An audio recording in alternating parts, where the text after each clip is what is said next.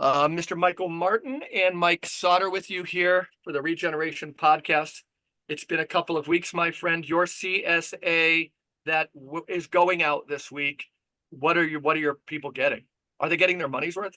They're getting like 20 pounds worth of tomatoes. Okay, yeah. I'm not kidding, man. I don't know what we did, but the tomatoes are going nuts this year. So cucumbers as well. But man, Mike, Yeah, tell me. we didn't know how much shit was going to go down in the last 2 weeks, the last time I talked to you. We'll bring that up with our guest if It's yeah, nuts. yeah, It's it like, is. whoa, that was that long ago?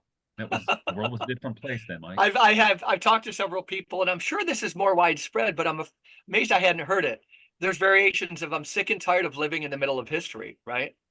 It just becomes fatiguing Can is you one just of these knock it things. off for a minute? Yeah. Yeah. Well, let's introduce today's guest. And I will introduce him by saying that probably because of my familiarity with the name Thomas Merton is just anybody who's in Catholic circles is introduced.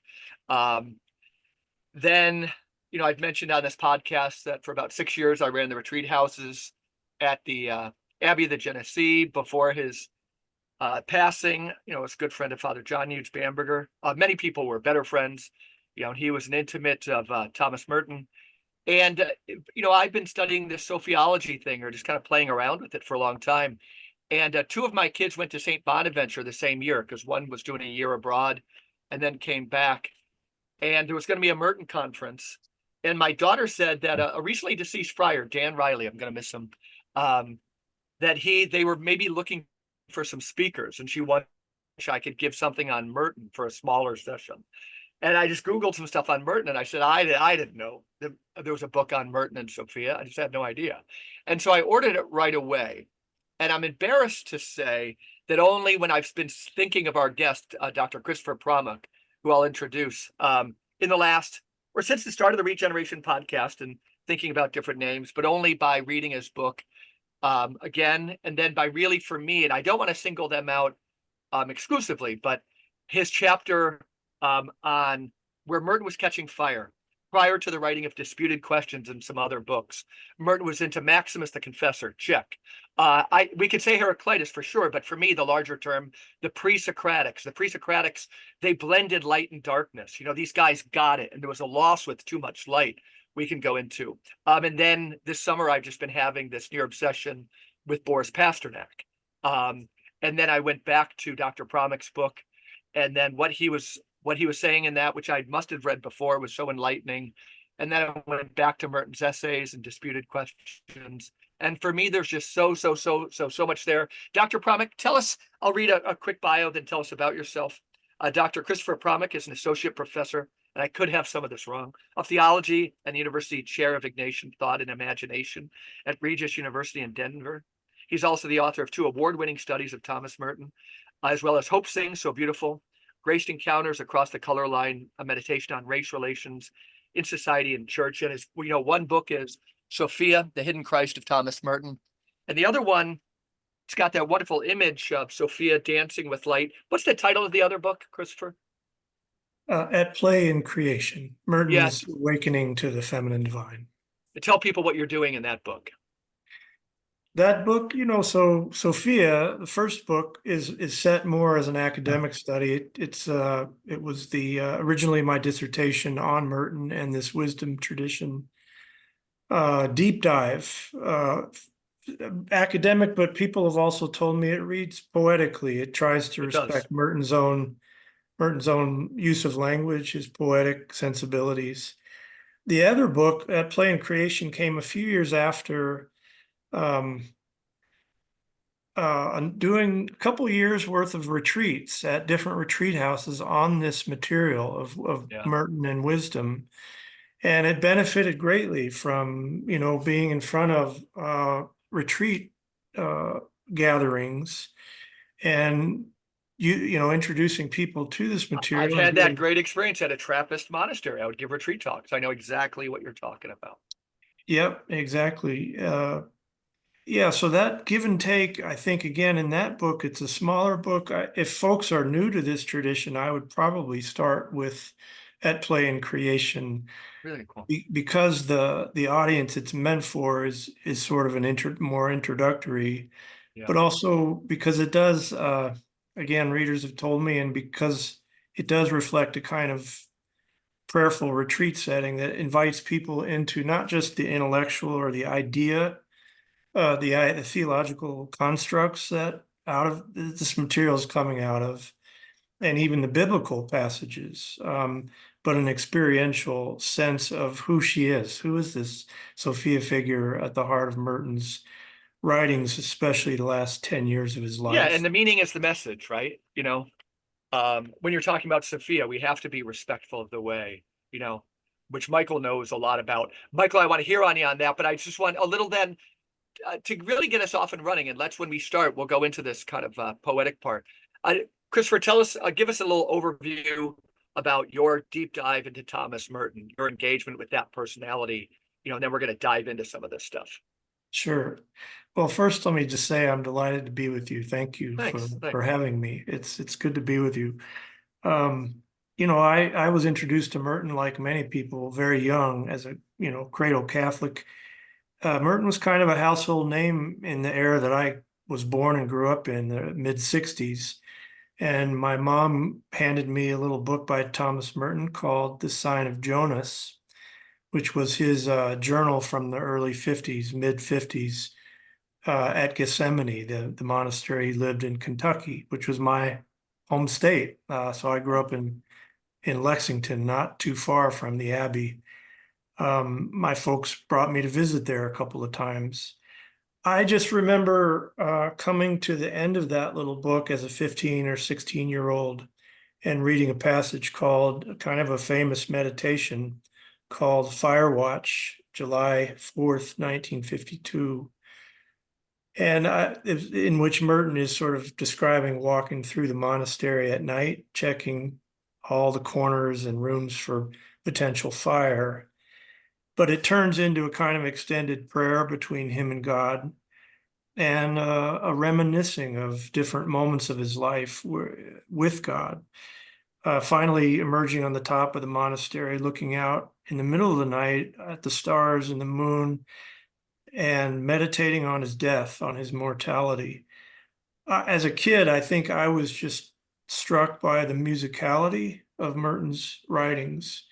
Something in him that spoke to me, though probably a lot of what I was reading I didn't fully understand at the time. But he would go on to be kind of you might say, many people say, describe him as a kind of a mentor and companion in the spiritual life. I fell away from Merton in my mid to late 20s, I think, as I fell away from Catholicism. Exploring, in particular, Buddhist tradition. I studied music at the Naropa University in Boulder. And so I was immersed in a very Buddhist environment, but you can also understand why that might appeal to me, having been weaned on Merton. Naropa was very open to interreligious dialogue, so Catholic Buddhist dialogue was a staple at Naropa, one of the things that drew me there. I'll just say I came back to Merton unexpectedly as a doctoral student in theology at Notre Dame.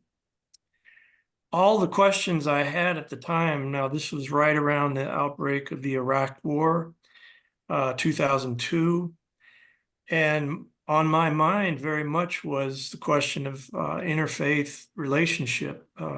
How do you speak of Christ in a world of multiple religiosities? Can Christianity and Christian theology be a source of peace, of dialogue, rather than of conflict and war and conflagration? All the questions Merton was wrestling with in the 60s kind of came to rest back in my heart during the dawn of the Iraq War. Right. And, I began to ask, well, who was the God, who was the Christ that centered Merton's religious imagination in a period of tremendous outreach, right? As he was reaching out in interfaith dialogue. Or even the voice of peace, right? We were talking a little bit before, but I find just things like being against nuclear war and desiring peace, we just don't even hear about that anymore. Right. And it's just pretty contagious stuff once you think about it. And Merton got a lot of pushback as he began to write on nuclear war, Yeah. on the Vietnam War, on the race question in the 60s. I mean, so to your point, like Dorothy Day, like Dan Berrigan, Phil Berrigan, others in the peace movement, a lot of folks were really angry with Merton. Like, where's the Merton of the 7-story mountain of New Seeds of Contemplation? We prefer him Yeah, to yeah, this pretty harsh critic of American yeah. foreign policy and all the rest. And there would be a lot of monks, as you can imagine, at the Abbey of the Genesee that when Merton spoke politically. And I think it's not like I was ever brainwashed, but I think my early reading probably was that way too. But a big theme, I was just seeing your subchapter on Pasternak, defending the person in the reign of numbers. That's a Pasternak thing. But like this stuff is so urgent, that and Merton had it, he had so much of it right, that he saw mass culture and all these things as the threats they were. So that's really fascinating. Now, Michael, you were saying about Sophia. Is that an okay segue? Yeah, it's an okay segue. And you know what? Let me show you something. Where is it? I just had it here a second ago. Here you go. Every segue Check is it okay out. with Michael. Yeah, there it Check is. it out, buddy. Still has my notes in here. My copy, it's old, I can promise, but it was Look digital. at that. Yeah. All my post-its. This is from when I was working on, it must be the Submerged Reality. So 10 years ago, right? When did this book come out? Came out in 09. Oh no! Oh hell yes! So I've been familiar for I at was least 10 working on the years. Submerged Reality, and I think it came out 10 years ago, so 2013, 2012. I was Do you working. mention Merton in the Submerged Reality? I do. Okay, I thought so. There's in the chapter on Catholic Sophiology. Yeah. Merton gets a big chunk, and Sure. that's how I bumped into Chris's book. And I even see there was one place I noticed little stars, my little marginalia. Here's one. Use an intro. So yeah, and I was, I'm personal. I mean, when I discovered, so when I was doing that chapter, I've known about, like Chris, I've known about Merton since I was a teenager, and going to Catholic school, right? They were all crazy. They were all crazy about him back in the 70s. And so it was, just part of the atmosphere of growing up Catholic in the 70s for sure. And the first book I think I read was The Asian Journal, speaking of Buddhism. And I just picked it up at a used bookstore when I was in my 20s, and let's check this out. Which I really love that book. And that's, of course, we know that was the book he was writing when he died. But I didn't know about his Sophiology until I was looking into it for the Submerged Reality, because the whole idea with the Submerged Reality is that this Sophiology is hidden in Christian tradition and just bubbles up once in a while. And one of the times it bubbled up in the Catholic West was not first, but with Teilhard, and then with Louis Boyer, and then Merton. And Merton's, I can't remember which book it was in, but what his comments about kind of incarnating within himself the Catholic mystical tradition with the Eastern tradition of Sophia and the Silver Age Russians, right? That was like, yeah, that's the thing. Yeah, that's pretty good description. That's what I'm doing here. Yeah. Yeah. And Hagia Sophia is such a beautiful prose poem, I guess we could call it, right? Really, and I included that in its entirety and I thank God, I can't remember who the publisher was, but they gave me permission to do it for free in the Heavenly Country, the anthology of Sophiology that I put together. And one little interjection, because I want to come to it, is when Michael mentioned the Silver Age Russian piece, that's where, for me, it'll be a struggle for me to articulate it. But we always talk about Soloviev, Bulgakov. We talk Dostoevsky to death. We've got a lot of Berdyaev, but Pasternak. It's almost like I don't think I've seen the Silver Age tradition as clearly as I could until I kind of saw it through what Merton was saying about Pasternak, what Alexander Schmemann was saying about the Eucharist in Pasternak, and things like this. And we'll get to that when we get to that. But what's a good framing question, Michael? I just lost my, I wanted to go. Or tell us, how about like the lead up to, Well, let me just say, here's a yeah. simple one. So Chris, what is it that attracted you about this to even write your dissertation on this topic, right? Well said. Yeah. Well, other scholars had pointed to this in Merton, particularly the scholar who turned out to be my dissertation director, Larry Cunningham at Notre Dame, had identified this thread in Merton. Others had noticed her emergence in Merton's dreams, his journals, some of his drawings. As you may know, he also produced a lot of drawings, both in the Zen style of calligraphy, but also drawings of women's faces. It looks like a little Thurber-esque, those drawings, right? Just Yeah. simple outlines with a lot of curves. They're captivating. Indeed. And scholars like Jonathan Montaldo had put together some of the Wisdom Sophia passages with Merton's drawings, but nobody had ever done a really kind of expansive dive into Merton's sources. What is he reading, and what is this tradition in among the Russians, that he's pulling from? That is to say, a more theological, if you will, expansive study. So I tested it out in a couple of papers during my doctoral work, and it just seemed like there was something really, really substantial there, both in a literary sense, to connect to Pasternak in the way Pasternak uses language in what I think Merton would say in a sacramental way, Clearly. right?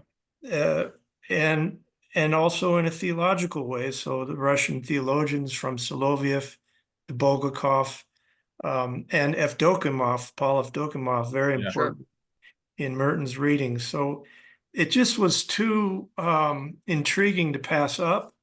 I guess you could say something in me awakened to your question, Michael, when I read Hagia Sophia, finally, Merton's prose poem of 1961.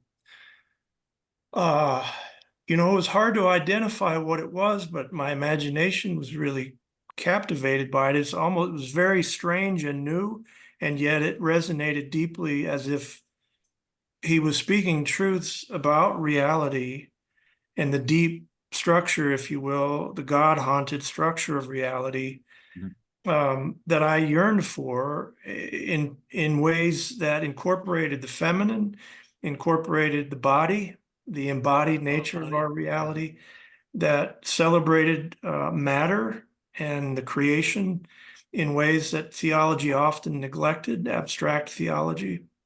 So there was a lot in the poem, its attention to both the individual, a poem begins with an awakening of a man in a hospital bed at the cool hand of a nurse, and it closes with a singular image of a kind of a homeless God, a kind of a Christ figure who is every man, without papers, without numbers, an exile, lying down under the sweet stars of the world and surrendering to sleep. There's this beautiful juxtaposition of kind of our individual personal struggle and journey and loneliness, if you will, under a huge canopy of the cosmos, but also an affirmation that we belong here, that this is our home, and that we so often are running from or hiding from, or in our busyness and in our man-centered creation are missing what is right in front of us. And so this sense of the divine that permeates, that infuses, that inheres in the natural world, that really this idea of a separation between the human and the natural world is completely false. All of those things I found, once I found that hermeneutical framework and began to explore Merton's own sources, so the Russians as well as Pasternak in the Hebrew tradition as well, the Hebrew Bible, man, it just this cohesive sort of, there was a music in all of this, a kind of symphonic beauty, and I took it on to kind of try to pull these strings together and to show, this is important. Finally, the 6th chapter of the book, which nearly killed me to write when I was doing the dissertation on the Russians, was really important because it set Merton in that broader 19th, 20th century context. He was not alone in this. He was just what you said earlier, Michael. His desire was to merge Christian East and West, just as Bulgakov and Evdokimov were trying to do, right? In his own person, if you will. Again, not simply intellectually, but experientially, and then translate that for his readers, to bring this tradition into the Western theological canon, if I could be so bold as to put it that way. And I'm with you there. And now here's the thing, though. Tell me if this is your experience. So when I was working on this book, that was for me, the telos was showing that that's already there, right? That's already part of the tradition that we have, and all these divisions. In fact, the original subtitle for the Submerged Reality had something to do with ecumenism and ecology and something else. I can't remember. But then over the years, though, I've discovered that, you know what? I don't think people really want that, or I don't think theologians, or bishops or whoever it is, doesn't really want that. I don't get the sense. I was kind of naive, I think, at the time, thinking, yeah, people will read this, they'll go, yeah, makes perfect sense. And I don't think that's the case. Though I think there are people out there, and I'm sure you've experienced this, Chris, who read your work and go, yes, somebody finally is articulating what I've been intuiting since childhood. Thank you, thank you, thank you. But the institution is not interested. I don't know if that's your experience. That's certainly mine. I think the institution will baptize it when it emerges from Yeah, the people they'll under wait the till patronage of Our Lady of Guadalupe in the United States, based on American Indian traditions and a marriage that still hasn't taken place. What do you think, Christopher? Well, I could just say that, yeah, I mean, partly, Merton was drawn to what he called the theological daring of the Russians, that they were willing to push boundaries to find new language, in a sense, to reconcile God with the world. In a way, and at the same time, the Vatican II in the West was, you could say that a lot of the ressourcement theologians were doing the same, attempting to do the same. But it's also, I have to say, in all humility, as a theologian, I took me 400 pages and a lot of footnotes to try to unpack this stuff, whereas Merton wrote a prose poem. Yeah, but don't you think, something, though, all those figures you talked about, Bulgakov, even Sophia, if you could throw in there, or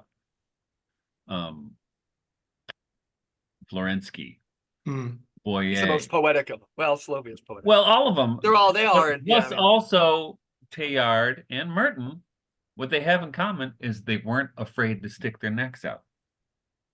Fair. Right? They weren't, and that's what I don't see. And risk aversion is the abomination of desolation standing in the holy place of the church right now. And they weren't afraid to speak it, right? And it got them all in trouble. It's and what was the figure we haven't mentioned yet, who was really important for me, was Newman. Newman and Heschel, Abraham Heschel, similarly.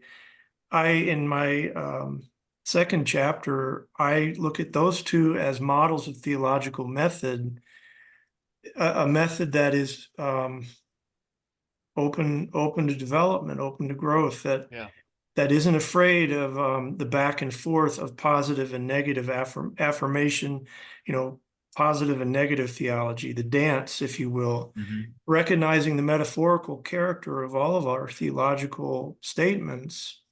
And as we learn and as we grow, again, this is Teilhard as well, of course. It's like, as new data, it's comes in, the imagination is stretched and expanded, and we seek new language, or we reclaim old language that we had forgotten, the insights into the mystery of God, that lo and behold, the Hebrew tradition, Walter Brueggemann calls the wisdom tradition Israel's counter testimony to another way of experiencing the divine, Yeah, well, Yeah. mhm, Just love that. mhm. Like that. So what takes you, as we continue to kind of dial in on some things. You describe your book, Christopher, like specifically where it starts to, you talk about like, and I right now I don't have the exact language you use right at the ready, but what's going on, what was pre-Merton prior to him engaging with Heraclitus, with Maximus, with those Russians, and with Pasternak? Then I almost want to distinguish some of the Russians from Pasternak a little bit, because that's just indisputed questions. He began that book with that for a reason, and I still think we are still barely tapping. One thing about Pasternak I've always found interesting is that, and Powys taught me this, is that in all those novels we comment on again and again by Dostoevsky, justly, the phenomenon that also interests people of a sophiological bent, romantic love, as an interest in Charles Williams, it's just not really there in those novels of Dostoevsky. There's pity, but then all of a sudden there's that huge lacuna, and we're not saying it's not there in Berjaev, and it's there in Bulgakov, certainly there in Florensky. His chapter is maybe the seminal chapters next to maybe Dr. Zhivago. But when you get to the fiction of Dostoevsky, and then you get to this blossoming in Pasternak, which is not just the movie version, but the story, this seminal role for romantic love's tie-in to the sacramentality of the world and so forth. Describe that history for Merton as some of this is unfolding. And Man. what was, yeah. Man, my head's gonna explode. That's a beautiful question. And the Russians way better than I do. I'm sure. And again, I'm not a Merton scholar, so I'm learning. I've read some. I think it's not incidental that the Ressourcement theologians, and Merton is reading the Russians in the 50s, right? They're reclaiming a patristic narrative of the human person, of the incarnation, that if you will, the Eastern strand of theological anthropology. Mm-hmm. Quite often tripartite, body, soul, and spirit. That celebrated the body and celebrated that foregrounded the incarnation over the fall, if I could put it in very rough terms, right? Where Augustinian emphasis on the fall dominated the West, we could say, of course, there are lots of qualifications and caveats, but the Ressourcement theologians and the Russians were reclaiming a kind of an affirmation of the human person as very much part of the life story of God from before the beginning. What Soloviev called the God manhood, or the doctrine of the humanity of God, right? Rooted in the incarnation, that somehow the human project was part of the mind, the heart of God from the very beginning, that creation was not an afterthought or a rescue mission. The incarnation, pardon me, was not an afterthought or a divine rescue mission. It was part of the seeds that God planted in the world, from the beginning. And therefore, all cultures were, at least in potentia, seedbeds of the divine. And then thus Christ becomes the consummation of creation rather than a rescue mission, if you will. I think Merton is reading this kind of theological strain in a lot of these Ressourcement theologians, both French and Russian emigres. And it's kind of blowing his mind open, and it's giving him a language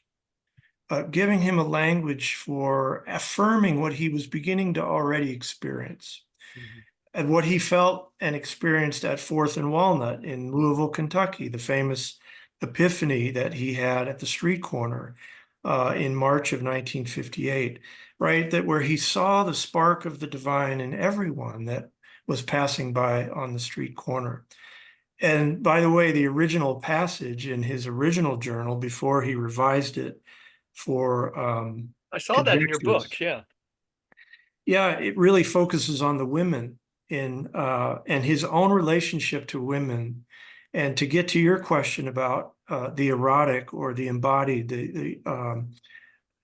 that is an integral part of our spirituality, our sexuality. He was, I think, beginning to recognize, partly through Soloviev and the Russians and even Pasternak, for sure, this dimension that he had sort of cordoned off as a source of real trouble for him in his early life. His relationship with women was not something he was proud of. And he was self-critical about that. Like, this is what he once called the part of the garden that I never really went to, that I never really allowed myself to be loved, to love and fully be loved. And so I think your question really points to a very important dimension. Some have called it the more psychological aspect of his, openness to the wisdom tradition. Others have pointed to the loss of his mother at a very young age, which is certainly very important. So I would say I read those aspects as very much part of his story, but not reductively. There's also the theological dimension that we're teasing out together here as well. Yeah. And then what do you tell people what you think he learned from? And I think there was a fourth too, great influence. Briefly, like your book so well describes that. Again, Maximus. Those influences and so forth. Who were they? What was Merton taking from them? Because I think they're still as relevant today. That's a pretty good seminary course of studies to have Heraclitus, Maximus, Merton, Pasternak. Yeah. Well, I love the question. I mean, so it's chapter 4 of the book, and it's called The Dawn of Wisdom, Awakening to the World and Self in Christ. And the first section I call Mentors in Wisdom. I think, Michael, this is what you're getting at. Yep. The first figure is D.T. Suzuki. Right. Thank you. His dialogue with the Zen teacher Suzuki, who, Merton exchanged multiple letters with, very deep dialogue around Zen teaching and its resonances with Christian mysticism, and above all with meditation practice, and with prayer for Merton. So just studying the dialogue, you can find it in Zen and the Birds of Appetite, one of my favorite books of Merton's, but you can see them wrestling with these both epistemological and theological questions at a very deep level. And this is 1959, 1960, well before Vatican II said it's okay for Catholics to do this kind of thing, right? Mm-hmm. Quite remarkable. The next, so Suzuki, and then Heraclitus, who you mentioned, the pre-Socratic. Darkness, light, I think that's pre-Socratic. Yeah. If he would have read Parmenides or Empedocles, he would have gotten the same basic taste of it, And this, Heraclitus the Obscure is aptly named. I didn't know about him, but Merton wrote a really remarkable little essay on Heraclitus in the little book Behavior of Titans, 1960. I think a much neglected aspect of Merton studies. That little book marks a real turning for Merton as he's wrestling with this sophiological strain. And Heraclitus, the divine fire, one and manifold.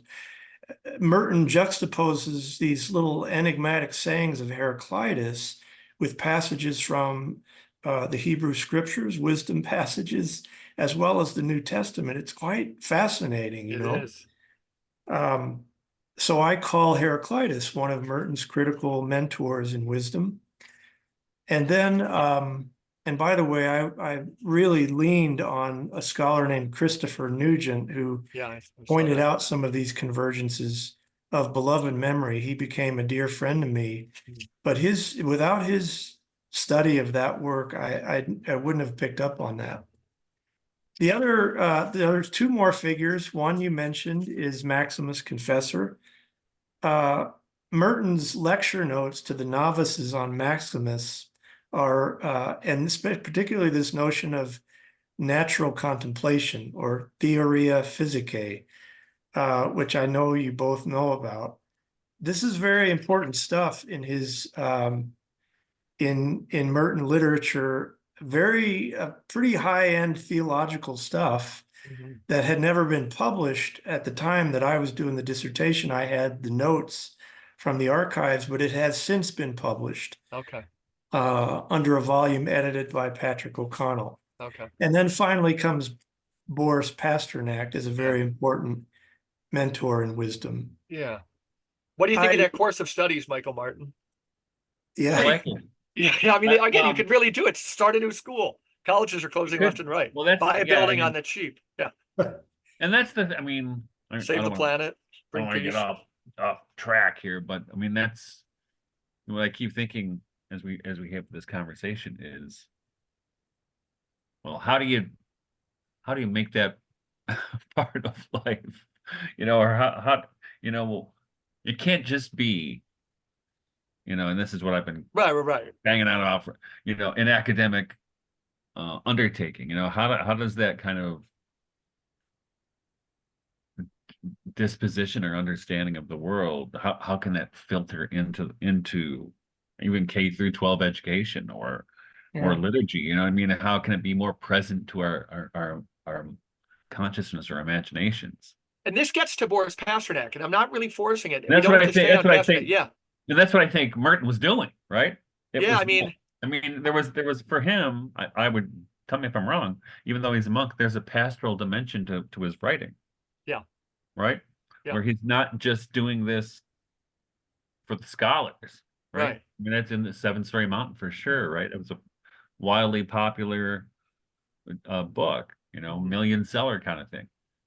I think, and Christopher, I'd love your comment, is that maybe when it comes to Dr. Zhivago, you get a sense the whole world is pulsating. So the whole world, but shorthand could be Charles Williams again when he said, the Eucharist was a meal so that every meal might become a Eucharist. Hmm. Sometimes we look for these major turnings, like again, something, with this podcast, we're not afraid of saying the church dies and resurrects, but something seems to be dying in the American church right now, and what's being born, these types of questions.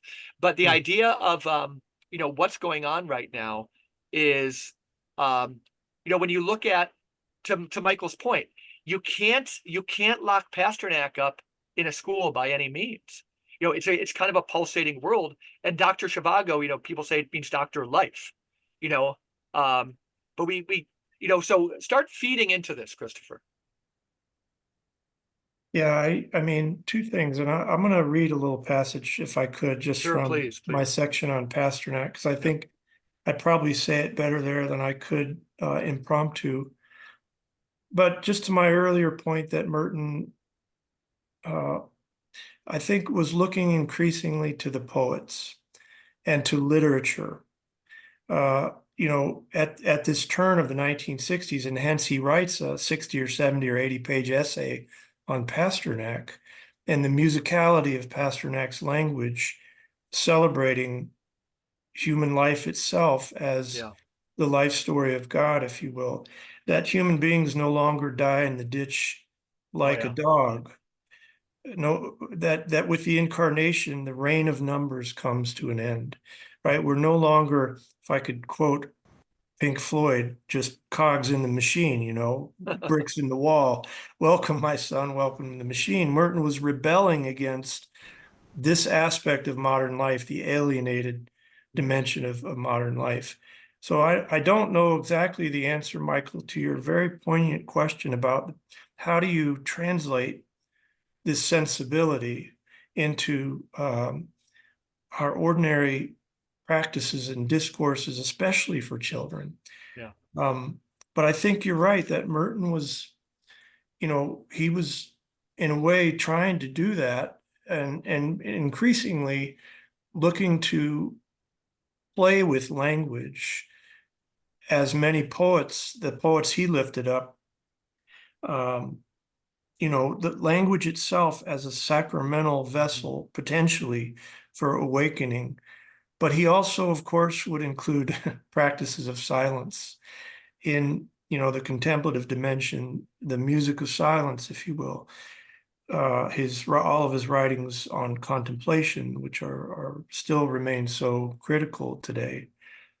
But what did he find in Pasternak? Shall I just read a Yeah, little? please, yes. I'm going to just read from the beginning of the chapter because it signals, I think, the answer to the question that we're looking for. Merton's religious imagination has been described as sacramental, poetic, Catholic, small c, biblical, sapiential, and mystical in the richest possible sense of these terms. The term iconic would serve just as well, as we shall see later. But no matter what term we use to describe his capacious worldview, the point to underscore is this. In an era when Christian theology had every reason to lose its nerve, to embrace an iconoclasm or asceticism of speech that would more or less strip away the imaginative and symbolic foundations of faith, foundations that are so evidently corruptible. Merton called for the retrieval of an authentically Christian and poetic vision of the world, for the cultivation of a faith that would fill our hearts, quote, with a wonder and a wisdom which see beyond the surface of things and events and grasp something of the inner and sacred meaning of the cosmos, unquote. Such a renewal, he believed, would require a new and more biblical understanding of the Christian life, and especially of biblical eschatology, a conception of God not only as essential good, but as a love, quote, that breaks through into the world of sinful men in the fire of judgment and mercy. So, beginning with Suzuki, you could say that Merton, I'm trying to bring together in this chapter this sort of paradox of Merton and the apophatic, or right through practices that Christianity shares with Zen, the suspicion of language as potentially idolatrous. And then the more biblical and imaginative and sapiential aspect of the tradition, which uses symbols and words and language to awaken something in the heart, right? To personalize our connection with the divine through image and symbol, sometimes masculine rendered, sometimes rendered in the feminine.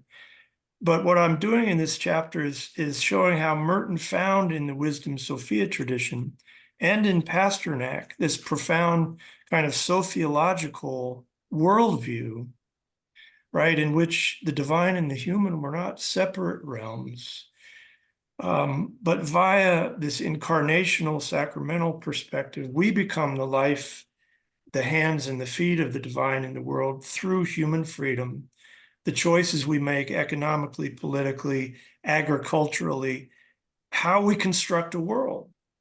And I think, and certainly through love, through sexuality, through intimate relationship.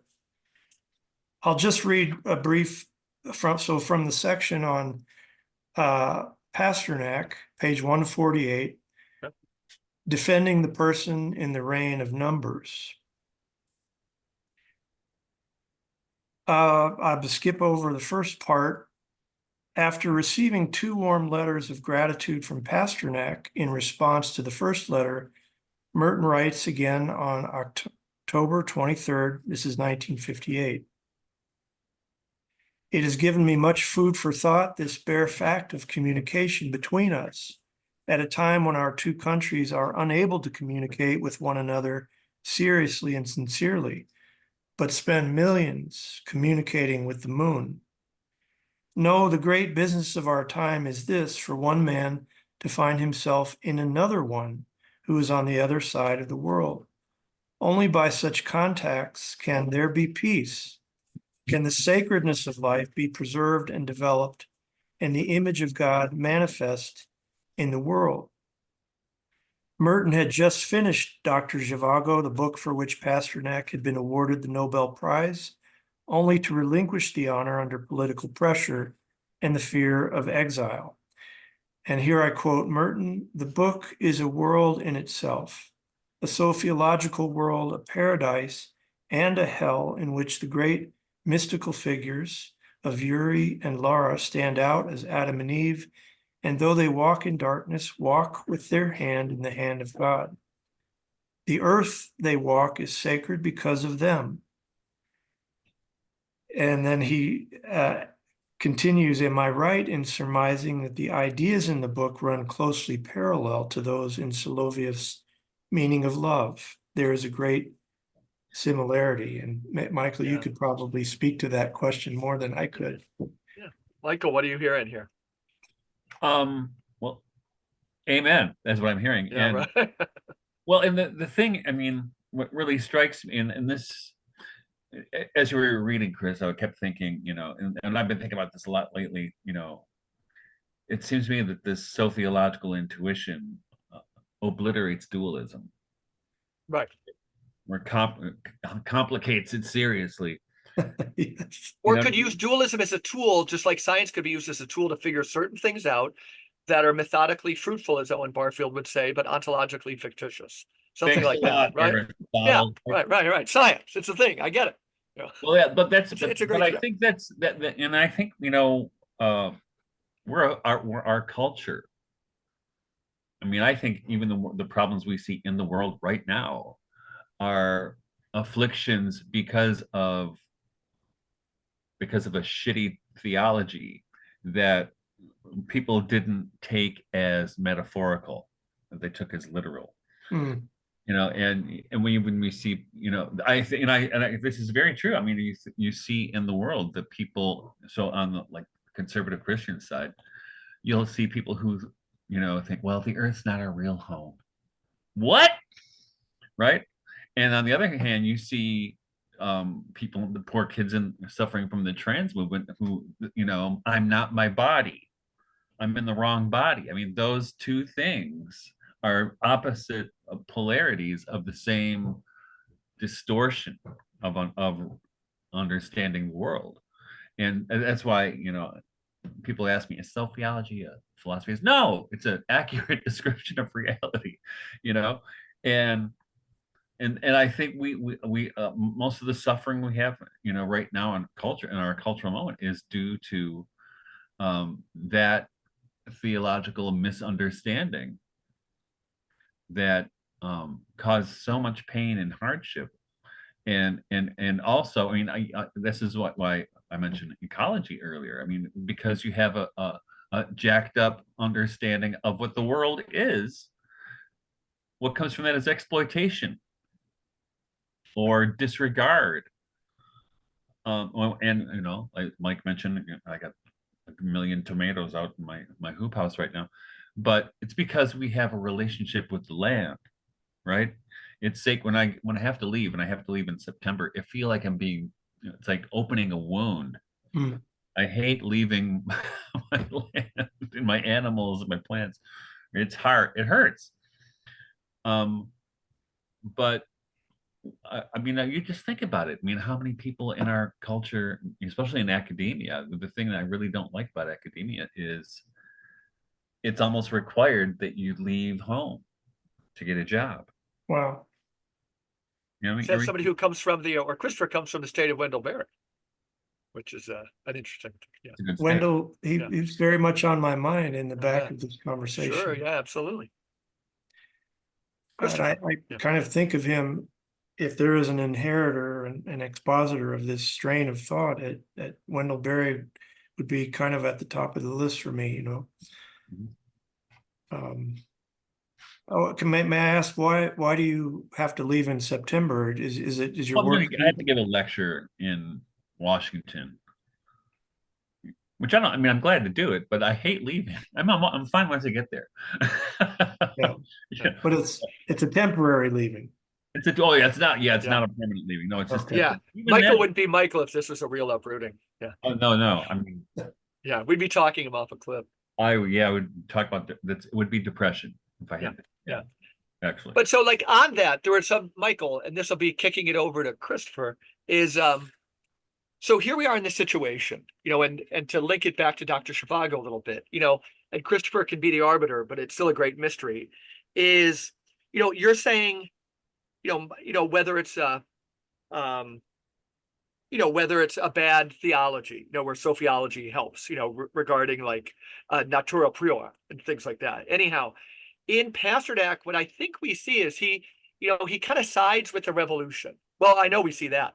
And then it's not that he rises above in this kind of form of fake kind of Gnostic, disembodied Right. Kantian world, but he finds a home in this thing called life. And what I think I see, one of the ways to phrase the breakthrough of a Zhivago, and maybe in Merton's thinking, is that a slave can be more free than his master. So we're not fighting culture wars essentially here, Michael, on the podcast, but we are. And we're just Yeah, promoting a sacramental worldview, and we're the only showing culture friendship. that matters. Yeah, it's what friends talk about, things like that. But where do you think Pasternak was with this, Christopher? And what do you think were the parts that Merton took away with them or didn't? But I think there's because your quote, the one you talked about, is like brotherhood. We need to reach across lines. Everybody's worried about immigration, and we could possibly say like, okay, there's so many immigrants at the Olympics in Paris. So let's stop talking about the big thing. Let's learn to get along with all these people one by one. Let's start making friends and so forth. Tricky stuff. There's no simple answers. What do you think? What do you think Pasternak was doing with this? I think this is part of what Merton might have been discerning in him. What do you think?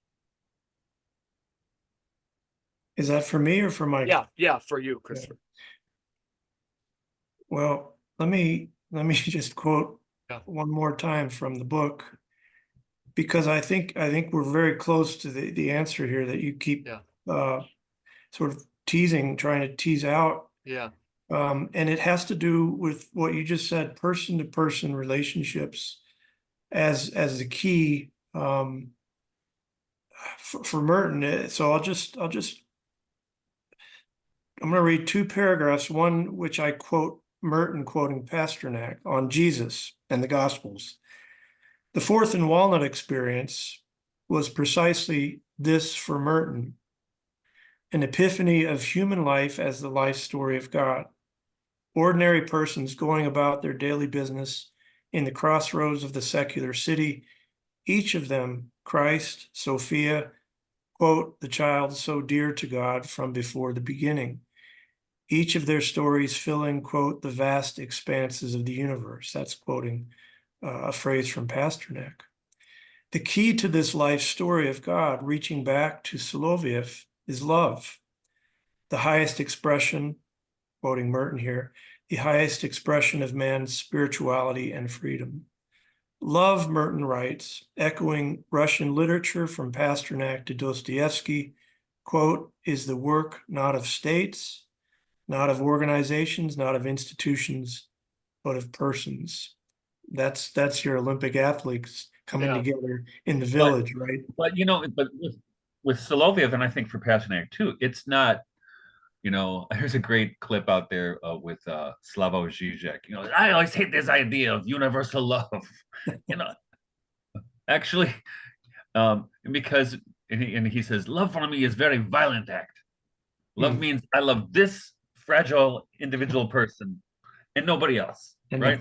It was very selfish. So, and that's the paradox of Dostoevsky. The more love is evil. Yeah, but the more I love humanity, the more I hate my neighbor. Yeah. That's what Soloviev is getting at. He's not getting at my neighbor. No. He's getting at the beloved. This is Song of Songs business right here. Okay. So it's not universal love. It's and this is the kind of, and I think about this a lot because I have 9 kids and a wife I adore. That when you sacrifice your ego for that kind of love. Yeah. Right. It's not. And you might kill others for the sake of that particular love. Mm-hmm. And that's the interesting thing, and that's for Soloviev, that kind of erotic love is what both fulfills and destroys the ego at the same time. You know what I mean? It fulfills it in the right way because now you're living for another. So it's as close as you can get, and that's why there's so many close connections between erotic love and mysticism, right? Yeah. No, the corruptio optima pessima, love and love. Again, love for humanity versus love for the neighbor. It was enough that my hero John Cooper Powers just said we have to get rid of that language for a long time. I've said on this, and we don't know what, in terms of subsidiarity where we would allow that word, but I think it's used horribly. For me, even on the signs that like love is real or love is love, this abstract thing. Again, love trumps hate. I've always said that all that means is like, I hate Trump for the people who use Blah it. blah blah. That's what it Yeah. means. Yeah. And so, I think interest, as Love Thomas Mann, the trumps hate, novelist, said, interest is a much more powerful word than love for what we're talking about. I'm interested in you. That I is so tell funny. young guys on dates, don't tell the girl she's just awesome and all this stuff. Find something that interests you about her and name it and begin a conversation, something else that isn't interfacing, but a versa between like interest. But I'm yeah. glad you mentioned that love trumps hate thing, because it's kind of ironic, right? It Yeah, doesn't yeah. mean just the opposite of what you're saying. Yeah, and again, if we lose salt, then what is there to flavor it with? But I think we're really in danger, and Dostoevsky said it best with, I love humanity, but hate my neighbor. The more I hate my neighbor, the more ardent does my love for humanity grow. That just seems like a polar law of nature. We should get used to it. Mhm. And then, what we do in response to that, Christopher. So yes, yes, yes, and yes. In the poem Hagia Sophia, probably the line that continues to stop me is in the third section of the poem. Merton describes Sophia as the child who is prisoner in all the people and who says nothing. Wow. Uh, That is really, really good. Visceral. I think it takes it down out of the abstract sort of universal dimension to identify. I think again, what Merton experienced at Fourth and Walnut. There's always a danger of over idealizing that moment, so I want to be careful about that. But I think genuinely there was something happening in Merton with regard to the particular persons that he encountered. Oh, I think it's the most seminal thing about it. Again, I always offer people a quick like tripartite. Dante, perfection walks the streets of Florence, and I know not even her name, this personal love. Thomas Traherne says, when we love someone, it's not that we love that person too much, but we love other people too little, and in all too kind of false way. That's stage two. And then Merton, in a very seminal, it's what makes his mysticism, as that James Arad, who used to be online, some Catholic guy, thought that in Merton and Ruth Burroughs, we see things that we hadn't seen since the 12th century. We see, I think, a true progression and evolution, but like he loved them all as individual. There was all these dyads getting along. And where Florensky gets at this seminally in The Pillar and Ground of Truth is distinction between envy and jealousy. Jealousy is allowed to have this dyad between us that doesn't have to put Michael down, or between Michael, but envy is and it's a calling of our time to kind of purge the envy from jealousy. But to kind of move away from love in the abstract to taking the slow time and like loving the particular. That Marian apparitions, it's interesting, they're often timed to solar noon and to very local springs, so we're getting closer and closer to the here and now, the local, the olam, things like that.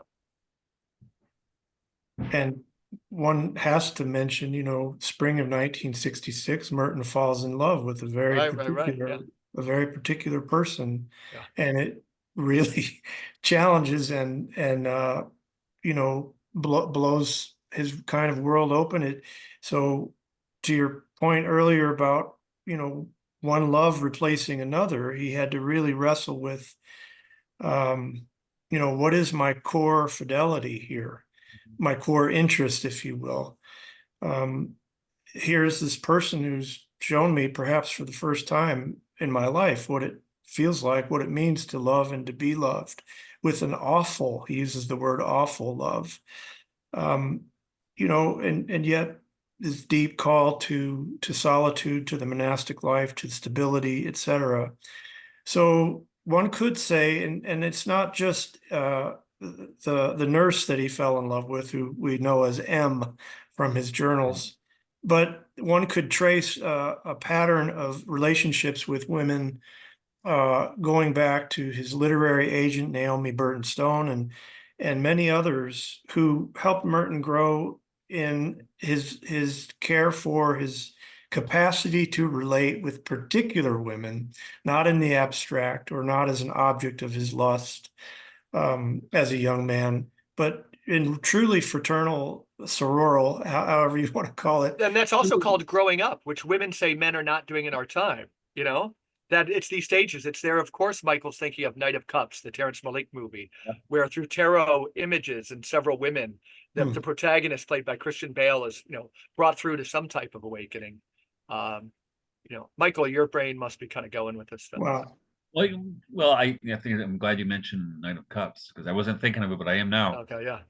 But that's, it's based, and it's based on the Gnostic hymn of the Pearl, right, which is in a way what you see with Merton and with all of us. I used to make college students read the hymn of the Pearl in some courses, because it's not only is it it's like a universal fairy tale, but it's what they're going through right there. Your father sent you into the kingdom to fetch the pearl. You forgot why we sent you. And this is what we all do. This is everybody's experience. I think we're sent into the world and we forget why we were sent here.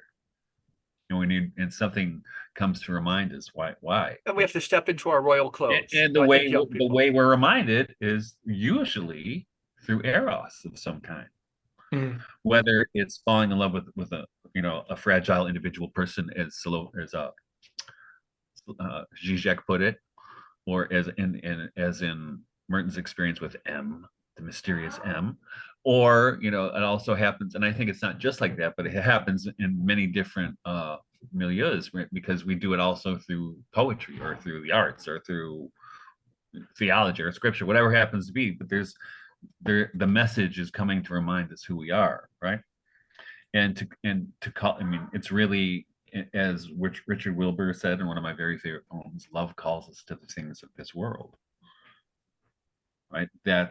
And he takes that from Augustine. And it's really an important notion, and that's why, for me anyway, when I look at the vast Sophiological literature, and you see the resonances it has with, say, Beguine mysticism or other kinds of ways of knowing that reject the kind of dualistic cage we've kind of inherited, that it calls us, this is what it calls us to reality, right? Calls us to reality, and that's what happens at the end of the Knight of Cups, and that's what Schmemann wants to say about the Eucharist and Boris Pasternak. Reality is the Eucharist. If you remember, it is. It's sacramental, right? Yeah, right. And I don't know if you remember that movie. What was it called? Altered States. Remember it was William Hurt. It was great. Yeah. But remember, he's kind of like this. He's tripping out. They give him all these drugs and put him in a sensory deprivation chair. But I love the end of the movie because he realizes what's important is his wife. Yeah. Right. It's the one true thing. That Sandra Bullock movie, Gravity, was pretty good in that regard, right? It takes the whole space paradigm, but it really happens kind of like Chesterton's poem that ends with the love of, a mom for a daughter's hair. The person returns to Earth, the astronaut, to be with her daughter and to get flesh again. And in the hands of that talented director, it was very Catholic. The Earth is more powerful than these accursed planets that Coventry Patmore skewered so well at his time. Yeah. Christopher, say some things in response to that, but also as our time draws to a close, where do you think this is? Are you still knee deep in this type of reading, or are there people like our listeners should know about who are kind of following some of these threads? Kind of sing a song that kind of takes us to a closure in 5 minutes or so. Yeah, thank you. I've got to mention a film, since you were on the topic of some films that sort of capture the Sophiological worldview. I want to mention an essay by Merton called "The Time of the End is the Time of No Room," and in a way, it's a lamentation for a world that is not ready for the incarnation, that in which there is no room for Christ, for God to enter into. Right? It's in Raids on the Unspeakable. Okay. I think Merton at his finest, both mystical and prophetic, that little volume is I think represents Merton at his best, really. And it's not incidentally, it's the Hermitage period. It's the last few years of his life. the time of the end is the time of no room. He describes a world in which armies are marching across the face of the earth. That humanity has a kind of a death wish, that we secretly, while we reach for the stars and the planets through our rocket ships and all the rest, there's a kind of a technological hemorrhaging that disallows any kind of emergence of humanity, the birthing of humanity, personally, communally, etc. So I would just highly recommend that essay to folks in this same vein of sociological thought. It's the prophetic aspect of the sociological worldview, I think. And the film that pairs perfectly with that essay and that I've taught these two together is Alejandro Cuarón's Children of Men. Oh, yeah, it's great. It's almost as if Cuarón built that film around Merton's essay. It's a kind of a rendering of the nativity story, and one of the greatest scenes in cinematographic history for sure. Yeah, it's deeply moving, deeply touching. It's of course saturated with violence, but at the heart of the film is a pregnant woman, and the possibility or the impossibility of birthing hope through the birthing of a new human being into the world, right? In a world where women are no longer having children. Right. It's a hauntingly prophetic and I think deeply sociological film, not in the abstract, but in the guise of an immigrant woman who is pregnant, and a kind of a Joseph figure who is trying to usher her to safety into what's called the Human Project, a place offshore where this woman could be safely harbored. It's almost the flight to Egypt type of a scenario. Those two pieces next to each other, for me, I think capture what one of the things that's brilliant about Merton, and perhaps we could say this of Pasternak too, is that we have the interweaving of both the mystical and the prophetic tradition into a singular figure. It's a very non-dualistic embrace of the power of the Hebrew and the Christian narratives in ways that I think continue to speak powerfully, into our world today, in which we're all at each other's throats ideologically, literally, physically, religiously, in terms of gender and all the rest, our political worldviews. I don't know if I can, you've invited me to offer a kind of a final and letting Michael know, invitation. Dr. Pramuk, Michael said maybe around an hour and 15 tonight. I hope you didn't think I was cutting him off quickly. Okay. I thought you were like shooing our guests off. No. Yeah. Or but what are you reading? What gives you hope? So we've seen some great. Wait. Hold on. Back up. Please. No, hey Chris, have you read the book upon which that film is based? Children of Men? No, I have not. James, it's a little bit different, and it's probably even more of what you're describing. Who's the author, Michael? P.D. James. Oh yeah, I didn't know that. I mean, I know her name, but I didn't know she was spy novelist. But it's a beautiful book, and I have it right around here. But it starts off, I think, describing the condition of the world where people stopped having babies in, I think it was 2022 or something like that, where fertility dropped out, which is creepy. Which is also the year that in which the film Soylent Green takes place. Okay, yeah. And when I watched so get this, when I watched Soylent Green, was it last summer with my two youngest boys, or maybe 2 years ago, and it starts off and it's all these images and everybody's wearing a mask, a surgical mask. Yeah. I was like, okay, I gotta stop. Right.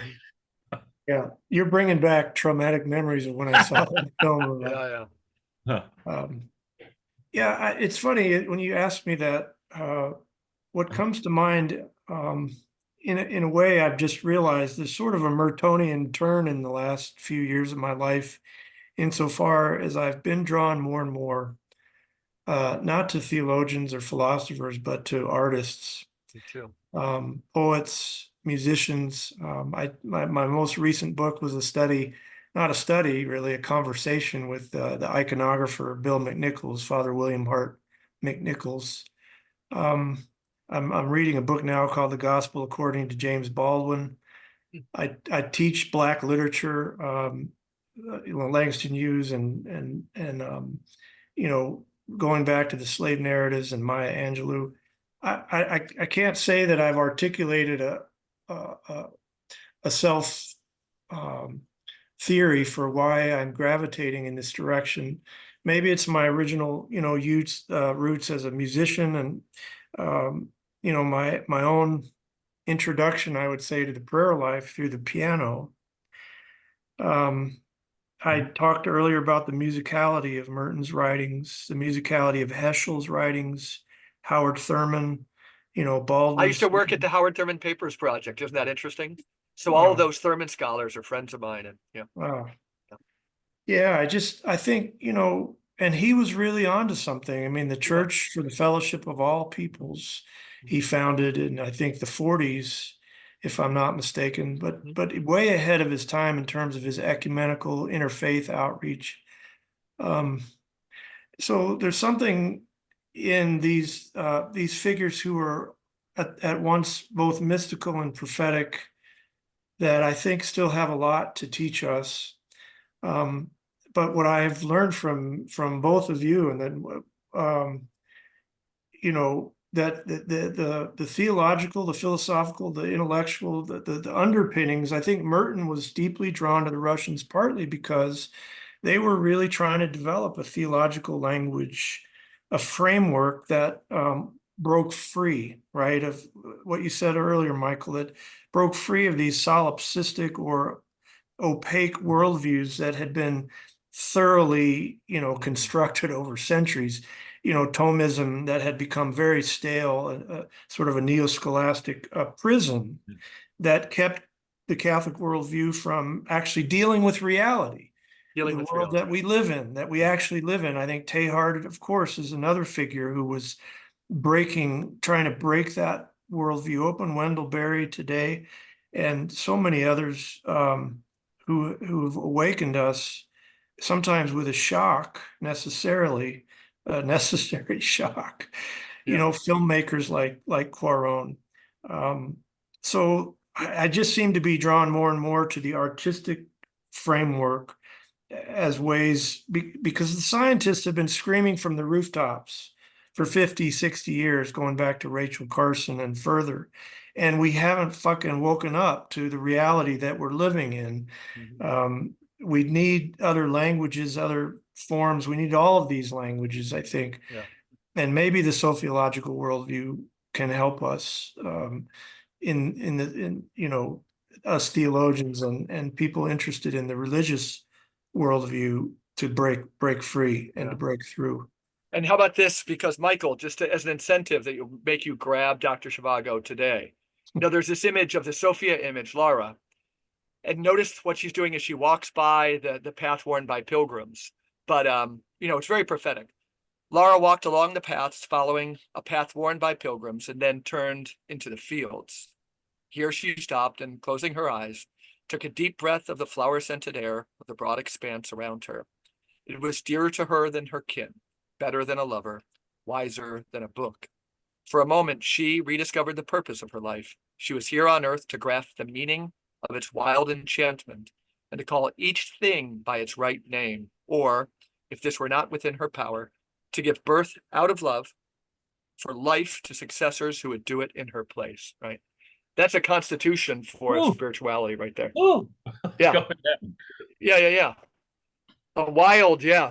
Michael, you'd be able to see more in the novel than I do. Right now I'm reading it in kind of figure eights, kind of catch the beginning, learn the names, go see some things. It goes much farther than the movie. There's a whole other part of Zhivago's I've never read the book. I'll have to read it. Yeah. And I would say, how Pervere and Verhovsky are doing great stuff with Dostoevsky. I couldn't get into it. It's the book for me that had the translation when the motion picture came out. It's really, really good. They might have too academitized it for me, but they're reliable. Yeah. Let me, if I could just mention one more. And that I just thought of this, and that is you may know the name Frank Waters, the I know the name. writer of the American Southwest. Yeah. In a different way from Wendell Berry, but his contact with the Hispanic and Native peoples Frank Waters. and their Yeah. epistemologies, of oneness, of a universal and very particular brotherhood with Mother Nature, sisterhood with Mother Nature. His book, his autobiography, Frank Waters, Of Time and Change. I'm about halfway through, and I'm deeply moved. I haven't read him before. I've heard of the name, but I just wrote it down. It seems But good as gold. It gets us into a whole realm of thought that I think people are beginning to rediscover, which is the wisdom of indigenous peoples, that have been for too long forgotten and marginalized. We've had a great friend on this podcast. It's one of our best, Christopher. Matthew Milliner wrote a book called G.K. Chesterton and the Native Americans, and it's really good. You would love, the whole premise is wild. The whole premise is wild. He just uses Chesterton instead of like our rad trads who want to go back and live in the Shire. He goes, can't we practice what they do and comment on our own times? Like actually think. So he takes Chesterton's insights from the everlasting man of how to look at things through the lens of wonder, and he brings to life so much wonderful stuff. G.K. Chesterton and the Native American. Yeah, and Matthew Milliner is a treasure of a scholar at Wheaton College. And thank you, everyone. Christopher, we hope to have you on again because I think we just probably scratched the surface. Very, very grateful. I think it was too long in coming. We hope you have a nice summer. We're going to post to your works. Any other special links for people as we promote you and your work, Christopher? Sure, I'll send you a few things, and then Cool, you can thanks. put them up there with it. This has been a great pleasure. Thank you guys so much. Thanks all, and thanks everyone for listening to the Regeneration Podcast. We will see you fairly very soon, probably next week.